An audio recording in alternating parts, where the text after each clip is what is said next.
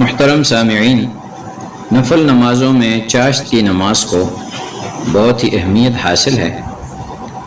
یہ نماز کم از کم 2 اور زیادہ سے زیادہ 12 رکعات پر مشتمل ہے، لیکن اس میں افضل اور اوسط جو ہے وہ 8 رکعات ہیں۔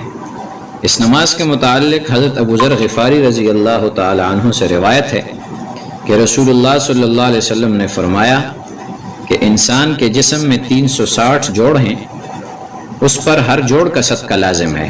چاشت کی 2 رکعت ان تمام جوڑوں کی طرف سے صدقہ ہے۔ اسی طرح ایک روایت میں ہے کہ چاشت کی پابندی اواب یعنی اللہ کی طرف رجوع اور متوجہ رہنے والے کرتے ہیں۔ حضرت ابو ہریرہ رضی اللہ عنہ سے روایت ہے کہ رسول اللہ صلی اللہ علیہ وسلم نے ارشاد فرمایا کہ جنت میں ایک دروازہ ہے جسے دروازہ چاشت کہا جاتا ہے۔ جب قیامت کا دن ہوگا، ایک منادی پکار لے گا کہ کہاں ہیں وہ لوگ جو چاشت کی پابندی کرتے ہیں؟ یہ تمہارا دروازہ ہے، اللہ کی رحمت سے تم اس میں۔ حضرت ابو ذر رضی اللہ عنہ سے روایت ہے کہ میرے دوست یعنی رسول اللہ صلی اللہ علیہ وسلم نے مجھے 3 چیزوں کی نصیحت فرمائی کہ جب زندہ رہو تو اسے نہ چھوڑو۔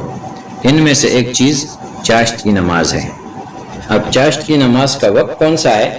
تو اس کے لیے بہترین وقت جو ہے وہ اشراق کے بعد یعنی صبح 8 بجے سے لے کر 10 بجے کے دوران یہ چاشت کی نماز کے لیے بہترین وقت ہے، اور اس کی پابندی بہت زیادہ ثواب کے حامل ہے۔